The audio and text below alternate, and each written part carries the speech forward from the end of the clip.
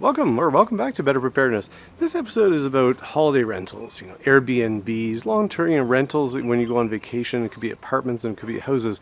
And I'm going to talk to you about 11 tips for, well, what I think will be a significantly safer experience. So stick around to the end, and now we're going to look at two places we've stayed in. One is a farm-style house and the other one is an apartment. This is an absolutely gorgeous stone construction, sort of farmhouse style you find quite often in South Africa. And this is a bit about emergency preparedness when you're on the road. But one of the things to note, we have a wood fireplace, we have a gas stove right here. The heating is mostly through the fireplace, but there are no smoke detectors and no carbon monoxide detector. And there is one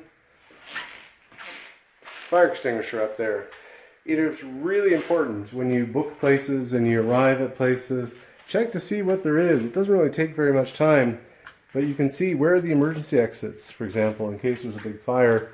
It's a bit hard to get through those windows, but there are a number of windows at sort of easily accessible level. Unfortunately, you may have to break one, given that these would be pretty hard to climb out of. But just keep an eye out on where's the smoke detector or carbon monoxide detector, if there is one. It's really hit and miss. And I really find Airbnb should be imposing a minimum requirement for those two. Again, this is not an Airbnb, the master bedroom. You'd go out through that window if you really needed to.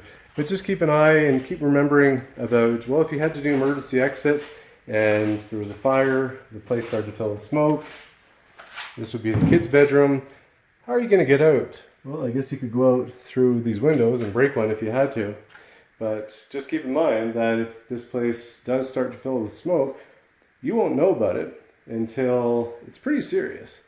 Because if smoke actually wakes you up, I would deem it very serious. At that point, you could even just die from smoke inhalation eventually, and carbon monoxide from fire buildup. And that's one of the dangers, is if you don't have a smoke detector in a place like this, and fire starts, it's just going to continue to build up until maybe the crackle or bang or something like that happens, and that's what finally wakes you up. But that is truly one of the dangers, and one of the reasons why it should be absolutely minimum code for any rental place to have a smoke detector, and well, throw in a carbon monoxide detector since they're often combined. But just keep in mind how to get out of places and how to be safer. Now, if we look at this other apartment, one floor above ground, it doesn't take very long to figure out there's only one exit. Well, there's a balcony, but there was no rope ladder or rope mechanism. So you would have to drop about 4 or 5 meters, which is, you're most likely to break a bone or two. There's a micro fire extinguisher capable of maybe a little short intervention with a fire extinguisher. But again, no smoke detector, no carbon monoxide detector. One of the reasons for the carbon monoxide detector was this indoor braai, normally called a barbecue in North America. Yes, there is a chimney. And the reality was there was nothing to detect and alert you if there was ever a carbon monoxide buildup from the burn of that indoor braai. Better Preparedness is about emergency management made easy. So click that subscribe button, and if you like the video, click the like button. So here are 11 Better Preparedness tips for a much safer experience, I believe. And always be proactive. Think about things that are unique to that setting that are not covered in this list. And if you can think of anything else, put them in the comment section below, because that really helps everyone else or watching the channel. A quick glance can often tell you, well, is there a sprinkler system? Working sprinkler system can be extremely effective at reducing the fire danger, reducing the smoke buildup. Again, it may not extinguish the fire, but it can at least help contain it and minimize the spread. Secondly, what about the escape routes? Quite often we get into hotels and we always sort of dismiss the thing on the back of the hotel door, which will give you the routes. Well, where are they? How many are they? Or can you go left and right, or do you have to go right? And well, where's the stairwell that you can get to if you're multiple floors above ground? So think about those escape routes. And if you're in a house or an apartment, where could the escape routes be? Is it through a window? Is it out a balcony? How many doors are there? Is there a front door, back door? So just think of the escape routes. And one question is, are the escape routes locked? So if you actually tried to use the escape routes, sometimes you hear of these incidents where people tried to escape through an emergency exit, but it was locked. What about smoke detectors and carbon monoxide detectors? Carbon monoxide, remember, that's to detect if there was a burn element. You have a gas stove, a fireplace, a barbecue, a gas heating system, a gas water heating system. So think about the carbon monoxide and the smoke detectors. Where are they? Do you have to have doors open for smoke to reach those detectors?